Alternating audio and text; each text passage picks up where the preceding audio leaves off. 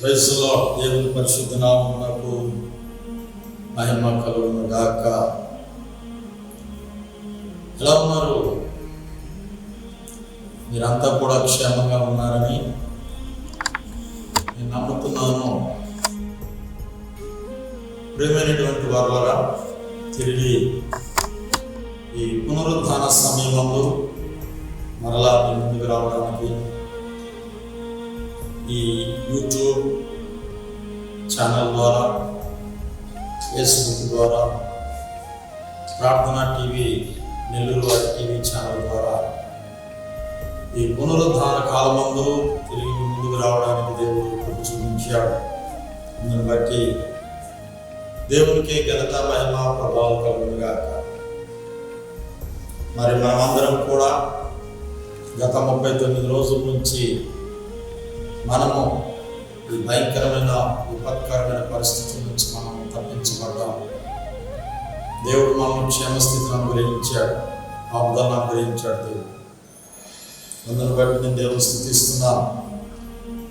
మన భారతదేశంలో ఉన్నటువంటి ఏ సేవకుడికి కానీ, ఏ క్రైస్తవులకు కూడా ఇలాంటి పాజిటివ్లు కానీ, లేక ఇలాంటి కరోనా ఎఫెక్ట్ కానీ రాలేదు. కారణం అనేక ఫెలోషిప్లు, అనేక సంస్థలు, అనేక సేవకులు, అనేక మంది విశ్వాసులు, సేవకురాలు, క్రైస్తవులు కన్నీళ్లతో ప్రార్థన చేస్తున్నారు. ఆ కన్నీళ్లు వ్యర్థం కావు.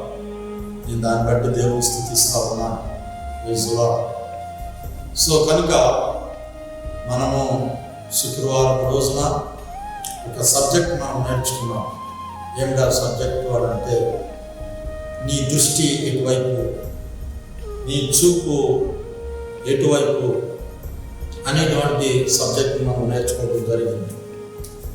ఆ సబ్జెక్టులో పిల్లరా చాలామంది కూడా మరి లోకం వైపు, లోకంలో ఉన్నటువంటి వాటి వైపు చూస్తూ ఉన్నారు. అంటే వాళ్ళకు వచ్చినటువంటి పరిస్థితులు, అంటే కరువు పరిస్థితులు కావచ్చు, సమస్యలు కావచ్చు, లేకపోతే రోగాలు కావచ్చు, అది ఎటువంటి పరిస్థితి అయినా కానీ చాలామంది కూడా మనుషుల వైపు, అధికారుల వైపు, లోకం వైపు, లోకంలో ఉన్నటువంటి వాటి వైపు వాళ్ళు చూస్తూ ఉన్నారు. ఇది చాలా బాధాకరమైనటువంటి విషయం. ఈనాటి కాలంలో ఉన్నటువంటి వారు క్రైస్తవులు మాత్రమే కాదు, మరి ఓల్డ్ టెస్టిమెంట్లో కూడా చాలామంది అట్లా చూశారు. అలాగా చూసిన వాళ్ళని పౌలు గమనించి ఏమని అంటున్నాడంటే, మీరు వెలుచూపుతో కాకుండా ఏం చేయాలని అంటున్నాడు అంటే, దృశ్యమైన వాటిని చూడక అదృశ్యమైనటువంటి వాటిని మనం చూడాలి. చాలామంది కనబడే దృశ్యమైన వాటిని చూస్తూ పడిపోతూ ఉన్నారు. ఒకప్పుడు దావీదు మిద్దె మీద నుండి దృశ్యమైన వాటిని చూసి పడిపోయినటువంటి పరిస్థితి, సంసోను కూడా దృశ్యమైనటువంటి వాటిని చూసి పడిపోయినటువంటి పరిస్థితి, ఇలాగా గేహాజీ దృశ్యమైన వాటిని చూసి వాటిని ఆశించాడు. ఇలాగా చాలామంది కూడా దృశ్యమైన వాటిని చూసి శారీరకంగా, లోకానుసారంగా పడిపోయినటువంటి పరిస్థితులు. కొంతమంది తిరిగి లేచారు, మరి కొంతమంది లేవలేకుండా పడిపోయినటువంటి పరిస్థితులు అలా ఉండిపోయారు. ఇలాంటి పరిస్థితుల్లో మనం శుక్రవారం రోజున నేర్చుకున్న సబ్జెక్టులో ప్రియులరా, అక్కడ ఉన్నటువంటి లోతు కన్నులెత్తి చూసినప్పుడు మరి అతను సొదొమ వైపు తన యొక్క దృష్టిని మరల్చినప్పుడు అతడికి లోకములో ఉన్నటువంటివి పచ్చగా కనపడినట్లుగా, దేవుని తోటలా కనపడినట్లుగా మనం నేర్చుకున్నాం. అయితే అతడు అక్కడికి వెళ్ళిపోయి అక్కడ ఉన్నటువంటి మనుషులు, దుర్మార్గులు, దేవదూతలు సహితం చెరపాలని, పాడు చేయాలని దురదృష్టి, అంటే పనికిమాలిన ఆలోచనలతో ఎప్పుడు కూడా లోక సంబంధమైన, పాప సంబంధమైన ఆలోచనలతో నిండిపోయినటువంటి ప్రజలు సొదొమ గొమొర్రాలో ఉన్నటువంటి. నేను ఆ మధ్య ఇజ్రాయెల్ దేశాన్ని సందర్శించినప్పుడు ఈజిప్ట్కి వెళ్తా ఉన్నాం, సీనాయి కొండకి. అప్పుడు అక్కడ ఉన్నటువంటి బస్సులో అక్కడ ఉన్నటువంటి గైడ్ చెప్పాడు. ఏమని చెప్పాడంటే, ఒకప్పుడు దేవుడు ఈ సొదొమ గొమొర్రాలను ఉన్నటువంటి ప్రాంతాలను శపించాడు. అగ్నిగంధకముల చేత అవి వర్షము లాగా పడినప్పుడు ఆ భూమంతా కూడా, అక్కడ నేలంతా కూడా అగ్నిగంధకములతో అలాగే నేటి వరకు కూడా ఉన్నాయి. కాలిపోయినటువంటి రాళ్ళులాగా, గులకల్లాగా అలాగే ఉన్నాయి. ఈ రోజు వరకు కూడా, అంటే 6000 సంవత్సరాలు దాటింది.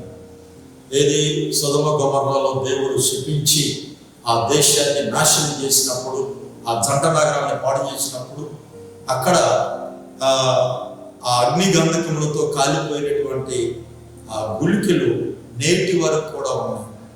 మన యూట్యూబ్ హిస్టరీలో మనం చూడగలుగుతాం. ఈ రోజు వరకు కూడా ఒక పచ్చని మొక్క కానీ, లేకపోతే పంటలు కానీ, నీరు కానీ అక్కడ రాలేని, పండలేని పరిస్థితి ఏర్పడింది.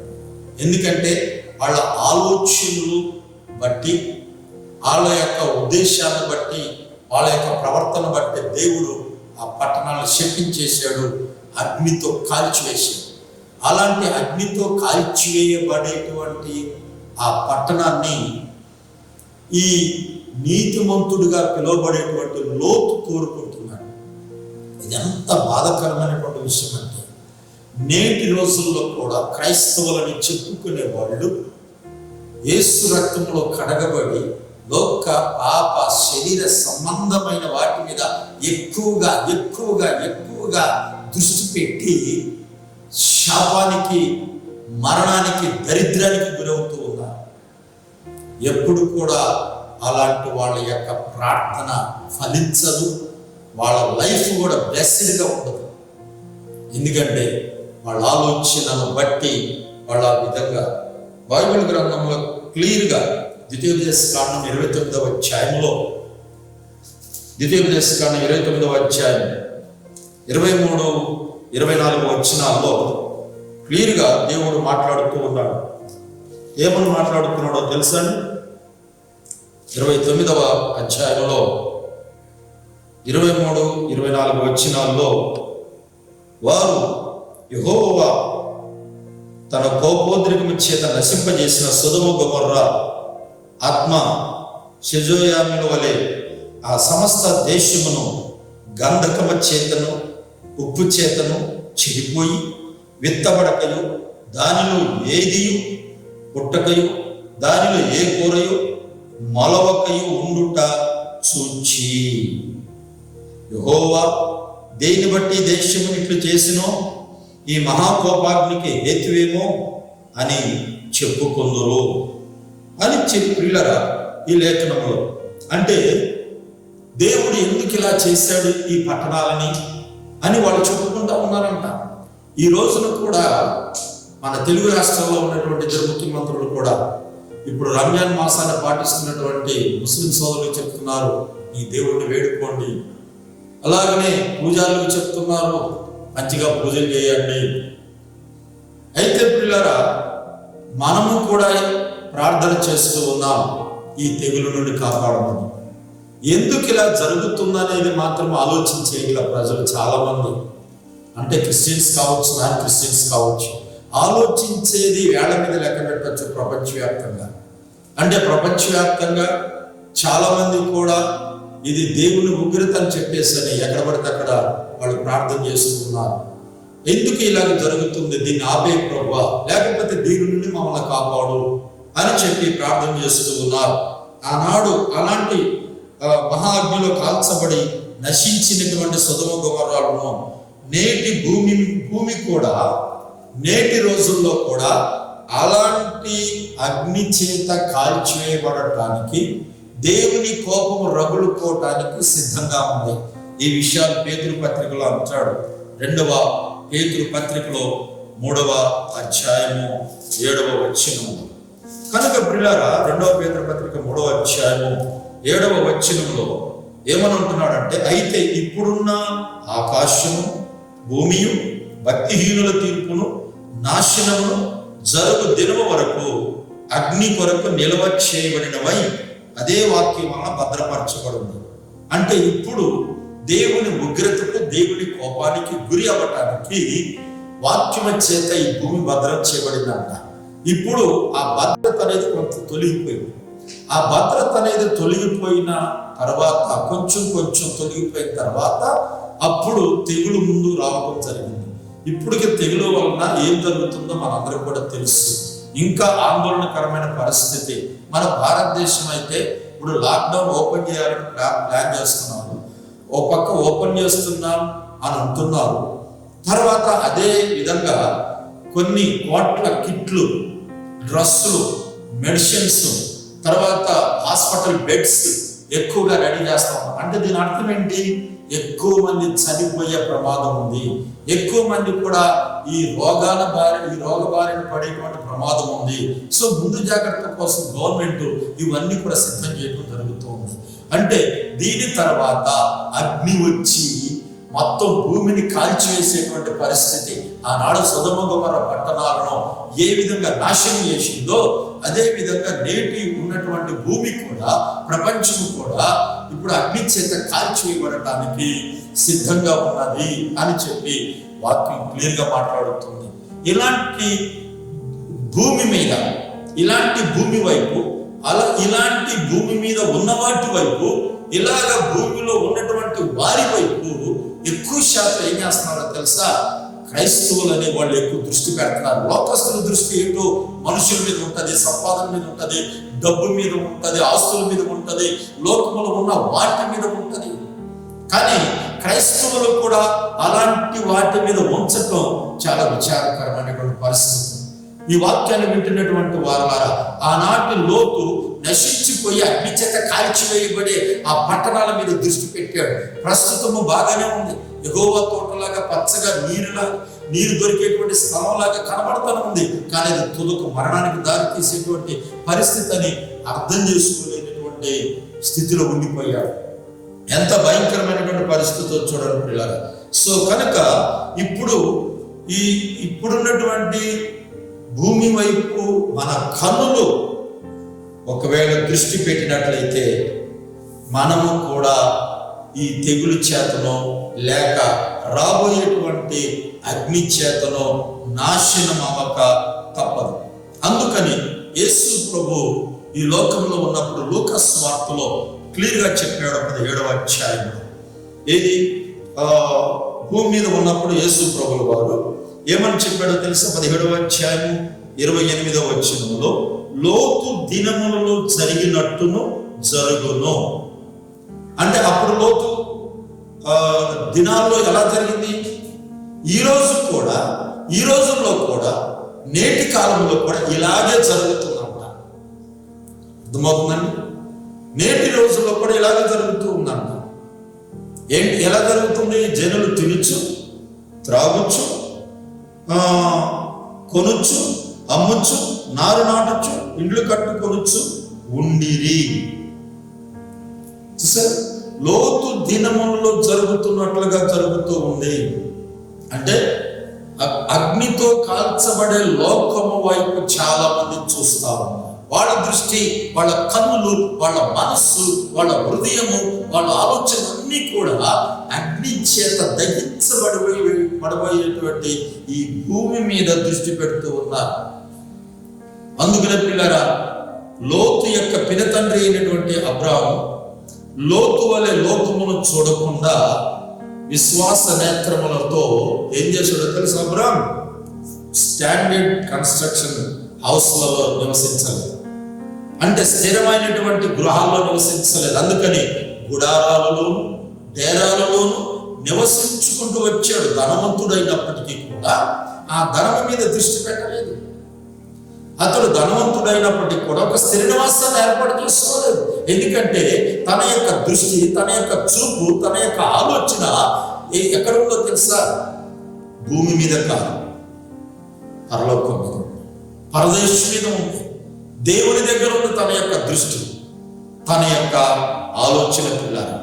అందుకని హెబ్రీయులకు రాసినటువంటి పత్రికలో 11వ అధ్యాయం 26వ వచనంలో తన యొక్క వాక్యాన్ని క్లియర్గా ప్రభు మనకు బయలుపరుస్తూ ఉన్నాడు. పరిశుద్ధాత్మ సబ్జెక్టు ద్వారా, పరిశుద్ధాత్మ నడిపింపు ద్వారా 16వ అధ్యాయము 26వ వచనంలో క్లియర్గా మాట్లాడుతున్నాడు. ఏమని? ఇక్కడ మోషే పెద్దవాడైనప్పుడు విశ్వాసమును బట్టి ఐగుప్తు ధనము కంటే విశ్వాసం విషయమైన నింత గొప్ప భాగ్యమని ఎంచుకొని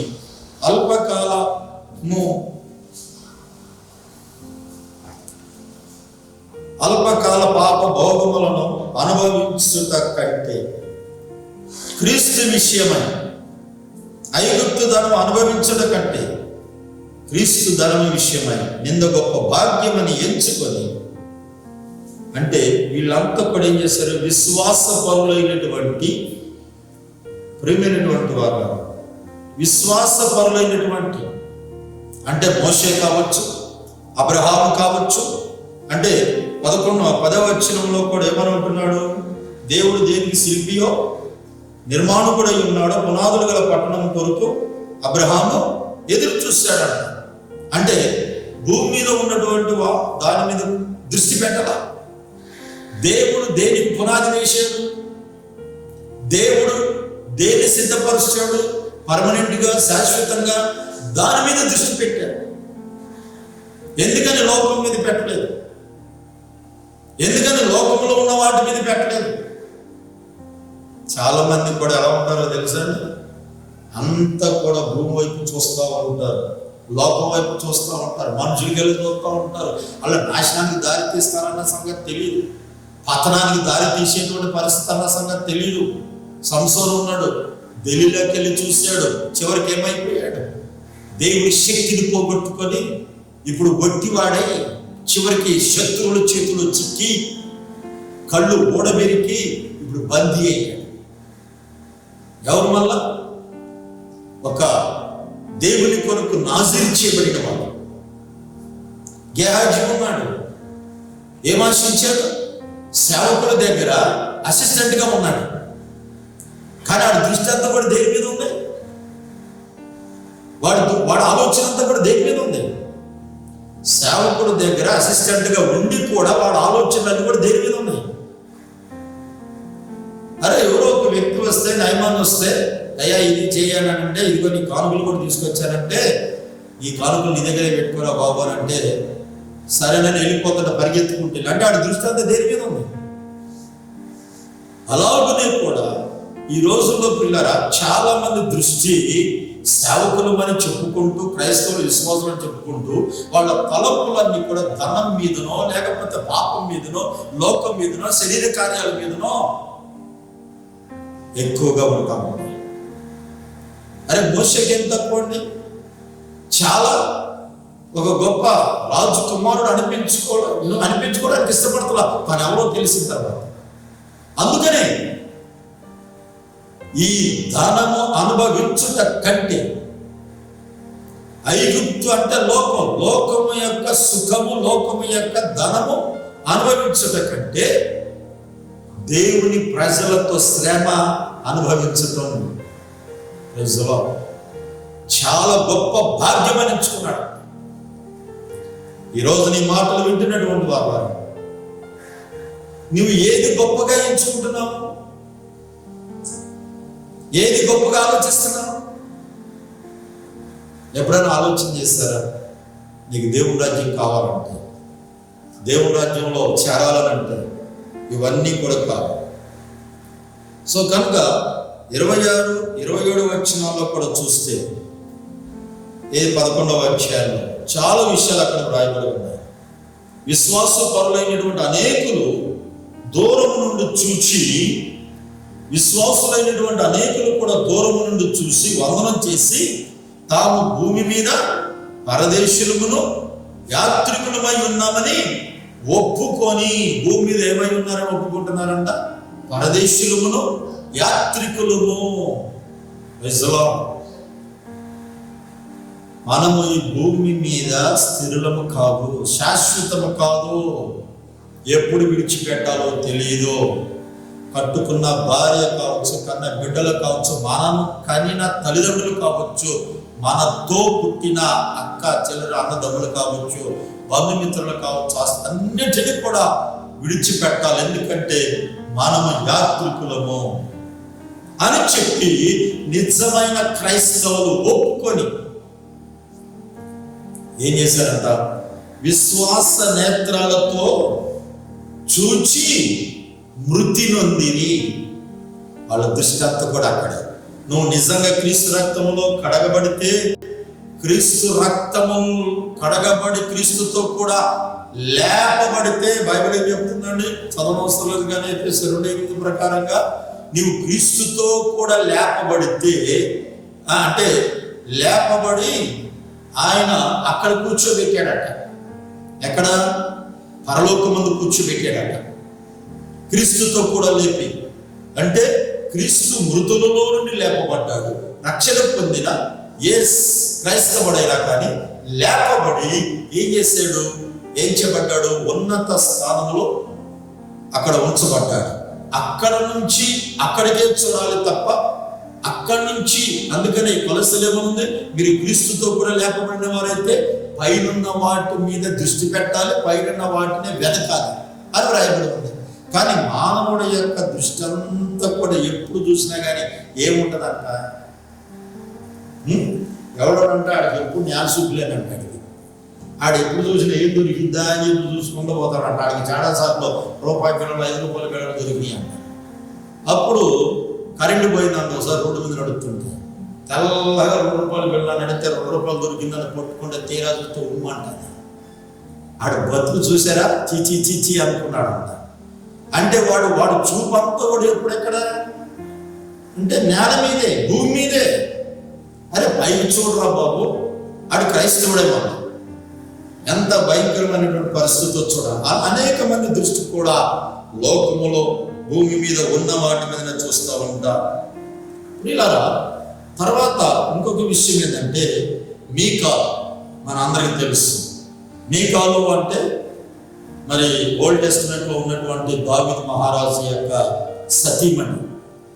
అయితే దావీదేమో ఆత్మానుసారుడు, దేవుని చిత్తానుసారుడు, దేవుని ఉద్దేశాలన్నీ కూడా నెరవేర్చేవాడు, ఆత్మతో నింపబడేవాడు, ఆత్మ చేత నడిపించబడేవాడు. అలాంటి ఆత్మ చేత నింపబడి ఒక రోజున ఏం చేశాడంటే ఆ ఆత్మను కొంచెం తట్టుకోలేక అతడు నాట్యమాడాడు. ఆత్మలో నాట్యమాడాడు. ఆత్మలో అతను ఏం చేశాడు? డ్యాన్స్ చేస్తా ఉన్నాడు.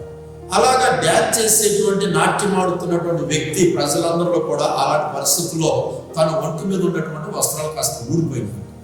ఊడిపోయేసరికి వెంటనే ఇంతమందిలో ఒక రాజు ఉండి, ఒక పొజిషన్లో ఉండి ఈ విధంగా బజారులాగా నాట్యం ఆడుతున్నాడా అని చెప్పేసి అని తన మనసులో హీనంగా ఆలోచించి, ఏమండి, దేవునిలో కొనసాగుతూ ఉన్నటువంటి వ్యక్తుల్ని ఎవరైనా సరే, ఇంట్లో వాళ్ళైనా బయట వాళ్ళైనా హీనంగా మాట్లాడితే, హీనంగా ఎంచితే పరిశుద్ధాత్మ దేవుడు ఒప్పుకోడు. ఆమె ఎప్పుడైతే హీనంగా ఎంచిందో, లేకపోతే మనసులో అనుకుందో, ఏం జరిగిందో తెలుసా? తాను బ్రతికినన్న దినాలు సంతానం లేక గొడ్రాలేదు. చాలా అవమానాలు పాలైపోయింది. చాలా అవమానాలు పాలైపోయింది. ఎందుకంటే ఆత్మీయ స్థితిలో ఉన్నటువంటి దావీదు నాట్యం ఆడాడు. ఆత్మలో, ఆత్మ ద్వారా నాట్యం ఆడినప్పుడు దేవుని మైపరచాల్సింది పోయి ఏం చేసిందంటే మనసులో ఆమె చాలా హీనంగా ఆమె ఆలోచన చేసింది.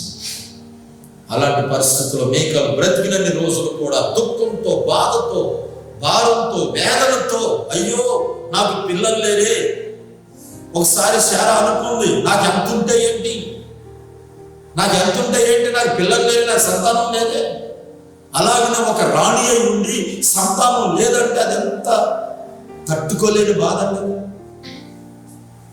ప్రియ దేవుని బిడ్డలారా, ఎందుకంటే ఆమె దృష్టి అంతా కూడా ఏంటి? అందరు చూస్తున్నారు, బట్టలన్నీ ఊడిపోయింది, ఏంది నా భర్త, లేకపోతే రాజు అయ్యుండి ఏంటి అనే శారీరకమైన లోక సంబంధమైన దృష్టితోటే చూస్తుంది. కానీ చాలా భయంకరమైనటువంటి శాపనామె పొందుకుంది.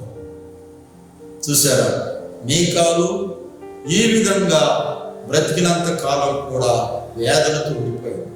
పరిశుద్ధాత్మ పొందిన వారిని, ఆత్మయందు ఆనందిస్తున్న వారిని పరిశుద్ధాత్మను చూచి విరోధంగా మాట్లాడితే గనక, విరోధంగా ఆలోచిస్తే గనక ఈ యుగమందైనా రాబో యుగమందైనా క్షమాపణ లేదు. గుర్తుపెట్టుకోండి.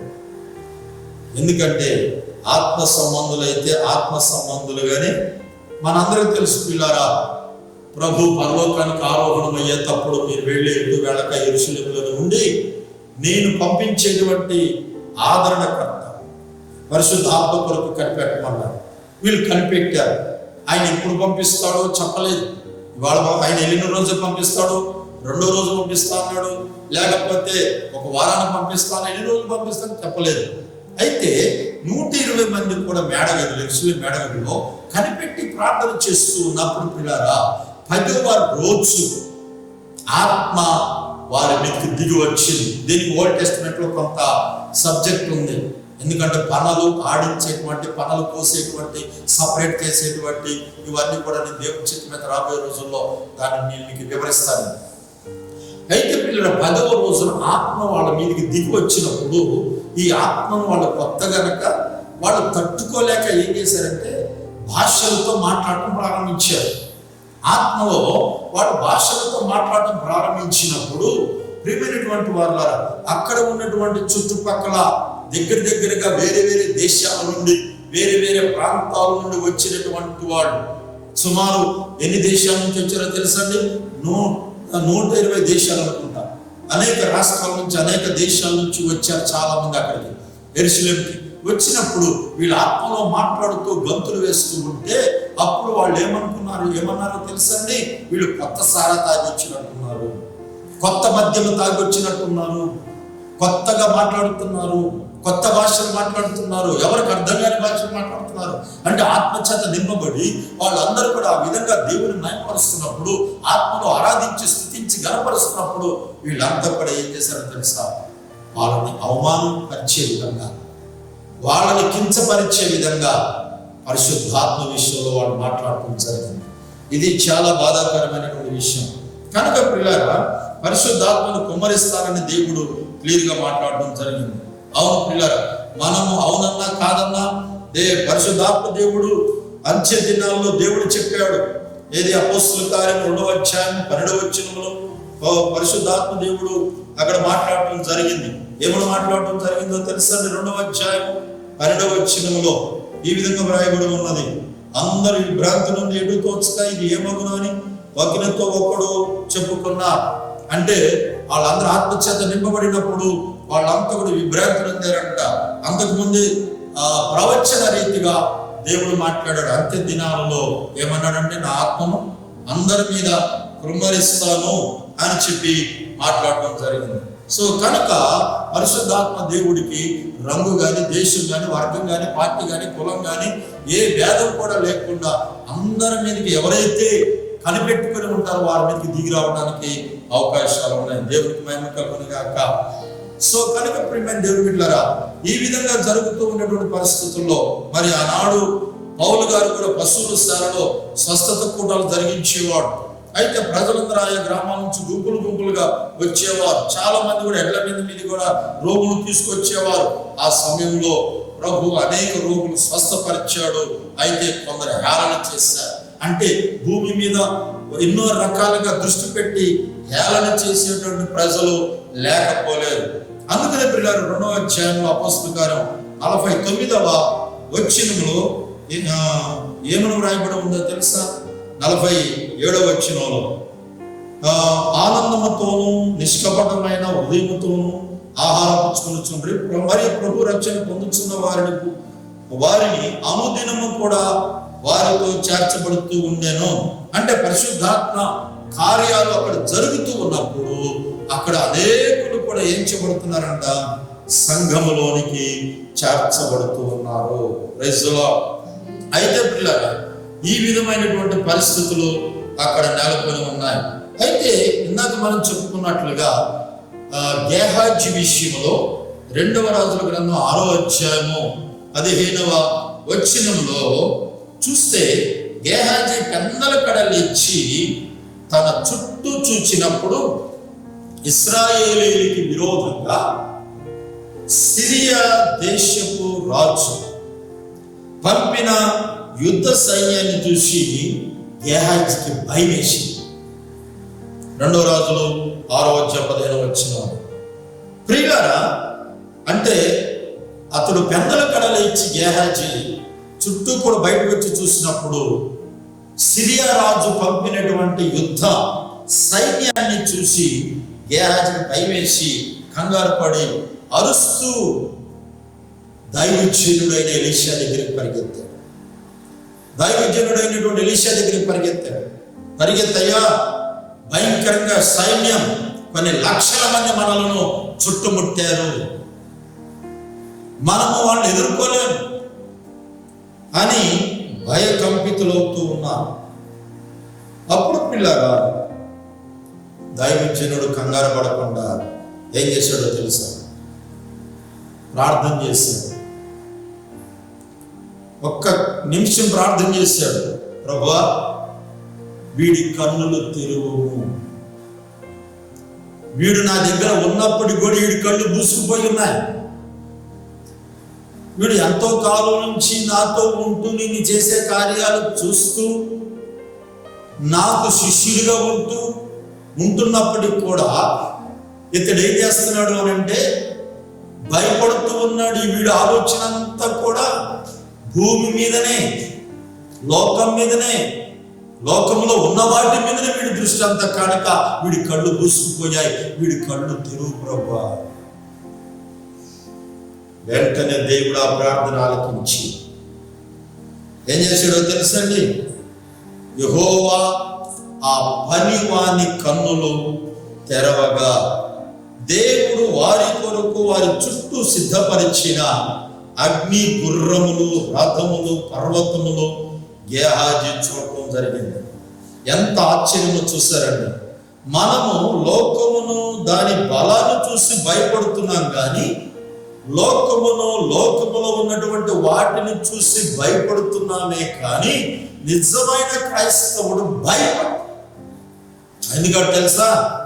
వానిలో ప్రవహించేది క్రీస్తు రక్తము, వానిలో ఉన్నది పరిశుద్ధాత్మ దేవుడు.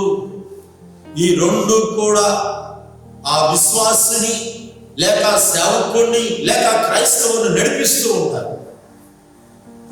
ప్రియమైనటువంటి వారు, ఎందుకంటే సేవకులైనా, సేవకుల దగ్గర ఉన్నవాళ్ళైనా, సేవకులతో పాటు ఉన్నవాళ్ళైనా, లేక విశ్వాసులైనా, క్రైస్తవులైనా చాలా మంది కూడా అమ్మో నా పరిస్థితి ఏంటి, ఇలాంటి కరువు, కరోనా, తెగులు, లేకపోతే లాక్డౌన్ అనేటువంటి ఆందోళనకరమైన పరిస్థితుల్లో ఫైనాన్షియల్గా, ఆర్థికంగా లేని వాళ్ళు కలవరపడుతూ ఉంటారే.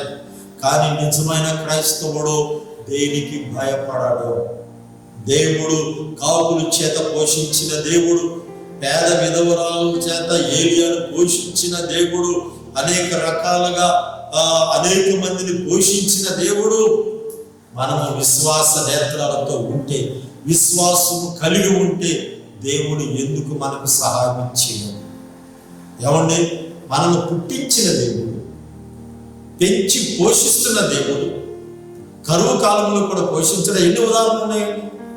యోసేపు ఐగుప్తులో ఉన్నప్పుడు 7 సంవత్సరాలు బలిసిన ఎద్దులు, 7 సంవత్సరాలు బక్క చిక్కిన ఎద్దులు. అంటే దాని అర్థం 7 సంవత్సరాలు సమృద్ధిగా పండుతాయి పంటలు, 7 సంవత్సరాలు కరువు. ముందుగానే సిద్ధపరిచాడా లేదా?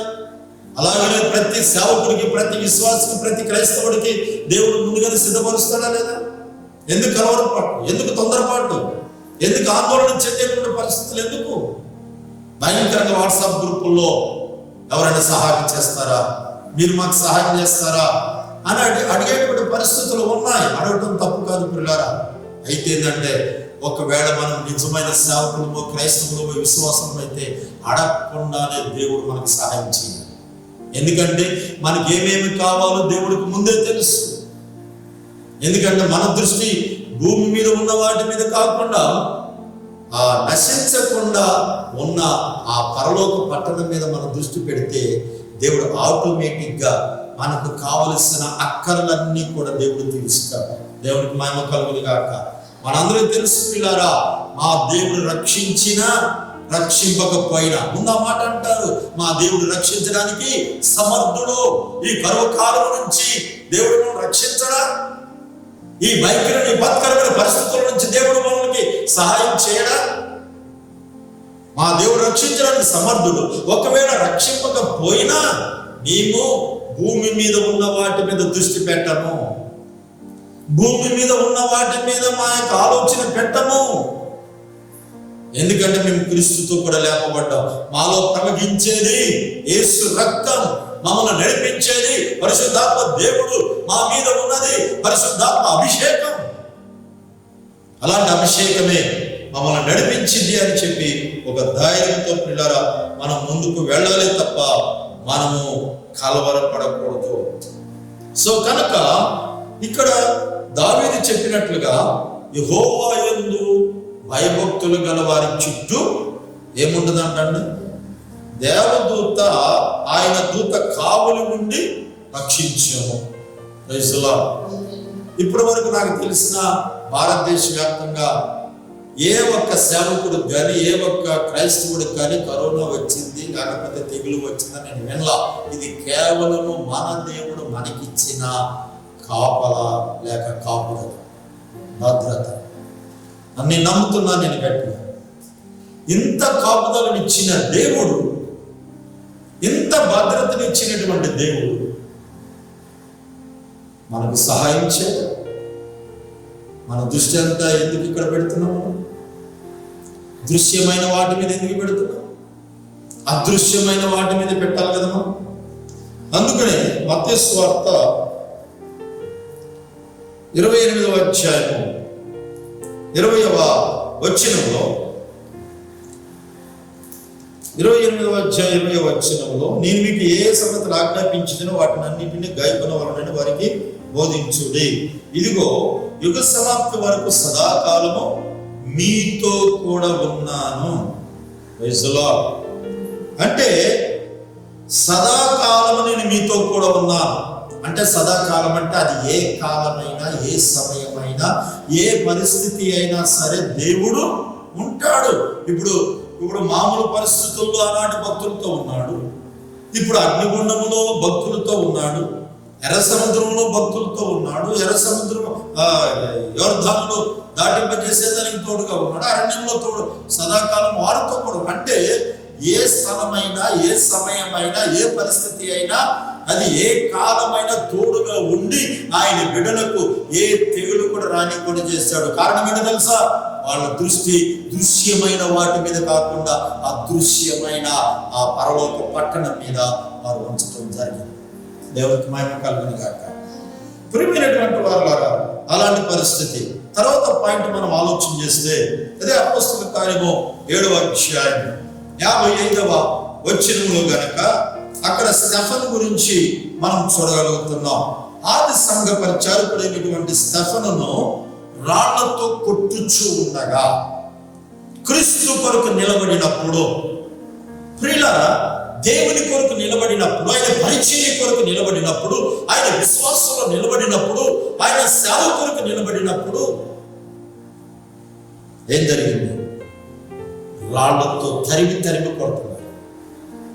అలాగా తరిమి కొట్టబడుతున్న సమయంలో ఇతరులో ఉన్నది నిజమైన క్రీస్తు రక్తము కనుక, ఇతరులో ఉన్నది నిజమైన పరిశుద్ధాత్మ అభిషేకం కనుక కొట్టేవారి వైపు చూడట్ల, తనకు తగులుతున్న దెబ్బల వైపు చూడట్లేదు, తనకు కారుతున్న రక్తం వైపు చూడట్లేదు, తనకు పగులుతున్న తల, గుడ్లు చిరిగిపోతున్న శరీరం అంతా రక్తసిక్తమైపోయింది. అయినా కానీ అతడు దృశ్యమైన వాటిని చోట్ల, రాళ్లతో కొడుతున్నటువంటి ఆ దృశ్యమైన వారిని చూడలేదు. తన దృష్టి అంతా ఎక్కడుందో తెలుసా?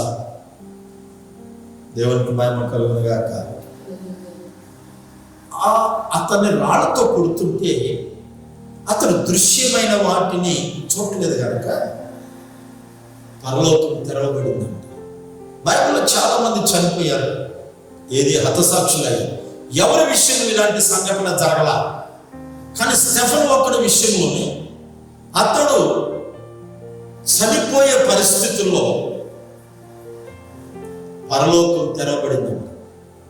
తెరవబడి తండ్రి కుడి పార్శ్వమున ఉన్నటువంటి యేసయ్య లేచి అతడు చనిపోయినటువంటి వెంటనే అతని ఆత్మ పరదేశుకు వెళుతుంటే లేక పైకి వెళుతుంటే యేసయ్య లేచి హానర్ చేశాడు. ఈ నా కుమారుడు నా కొరకు హతసాక్షి, లోకములో ఉన్న వాటిని చూడకుండా రాళ్లతో కొడుతున్నా, చంపుతున్నా, రక్తాలు కారుతున్నా, మారు మాట్లాడకుండా ఓర్పుతో సహనంతో అతడు నా సేవ కొరకు, విశ్వాస క్రైస్తవ జీవితం కొరకు చనిపోయాడు కనుక అని చెప్పి అతను లేచి, అంటే ఎవరైనా పెద్దవారు వస్తుంటే కొంచెం పేరు ప్రఖ్యాతిగా కాంచిన వాడు వస్తుంటే లేచి హానర్ చేస్తారు. కానీ ప్రభు అయినటువంటి యేసుక్రీస్తుల వారి స్తెఫను ఆత్మ పైకి వెళుతుంటే లేచి ఆహ్వానించారు. దేవదూతలందరూ లేచి ఆహ్వానించారు. ఈ మాటలు వింటున్నటువంటి ప్రియ విశ్వాసం క్రైస్తవ సేవకుడు, నీ యొక్క ఆలోచన ఏ విధంగా భూమి మీద ఉన్న వాటి మీదనే ఉంది? ఎప్పుడు కూడా బైబిలే చెబుతుంది,